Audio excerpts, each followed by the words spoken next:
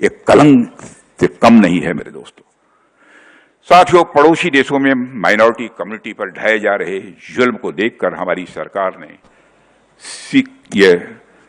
ये citizenship amendment act पारित किया, जिसका विरोध उन राजनीतिक दलों ने सबसे ज्यादा किया जो दिन रात माइनॉरिटीज के लिए घड़ियाली आंसू बहाते रहते हैं। उन लोगों ने विरोध किया। क्या दुनिया के दूसरे देशों में माइनॉरिटी हमारे पाकिस्तान में है, बांग्लादेश में है, अफगानिस्तान में है? यदि हम वहां रहने वाले अल्पसंख्यक हिंदू हो, सिख हो, ईसाई हो, तो उनके ऊपर कोई जुल्म ढाया जा रहा है, क्या भारत को उनको नागरिकता नहीं देनी चाहिए? यह नागरिकता हमारी सरकार ने दी है। और बहनों भाइयों, पूरे देश को बराबर इन लोगों ने गुमराह करने की कोशिश की है। इन तथाकथित सेकुलर लोगों ने यह कोशिश की है। पूरे विश्व में साथियों, भारतीय जनता पार्टी एक ऐसी अकेली पार्टी है जिसने पड़ोसी देशों में माइनॉरिटीज पर होने वाले जुल्म को खत्म करने के लिए नागरिकता कानून में संशोधन किया। न केवल वकालत की, बल्कि सरकार बनते ही उस पर काम भी प्रारंभ किया और उसके बाद में पारित भी कर दिया।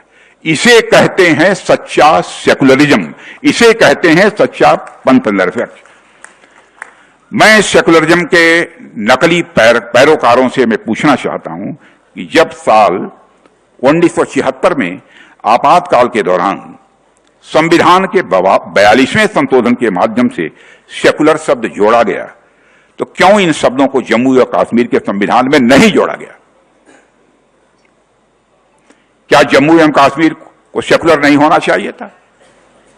लेकिन उसमें नहीं जोड़ा गया, जहां पर कश्मीरी पंडितों को मजहब के आधार पर टारगेट किया जा रहा था। और साथियों, हमने भारतीय संविधान की धारा 370 को समाप्त किया है और तब जाकर जम्मू कश्मीर में वास्तव में जम्मू कश्मीर यह सेकुलर हो पाया है। साथियों, भारतीय संविधान का एक लिविंग डॉक्यूमेंट है, जीवंत डॉक्यूमेंट है। भारतीय संविधान एक हमारा जीवंत एक दस्तावेज है। उस पर स्वस्थ तरीके से बहस का चलना लोकतंत्र की ताकत की निशानी है, मैं ऐसा मानता हूं। मगर जनता को संविधान के नाम पर गुमराह करने की जो कोशिश एक बार फिर कांग्रेस और आरजेडी के लोग करना चाहते हैं, उसमें वे इस बार कामयाब नहीं होंगे। और इस देश में सेकुलरिज्म को सबसे अधिक खतरा यदि किसी से है तो इन छद्म सेकुलर वादियों से है। मेरे बहनों भाइयों, इसके प्रति भी हम सबको सजग रहना चाहिए। साथियों, इस बार लोकसभा चुनाव में हमारे देश के सामने सेकुलर सिविल कोड को लागू करने का संकल्प व्यक्त किया है।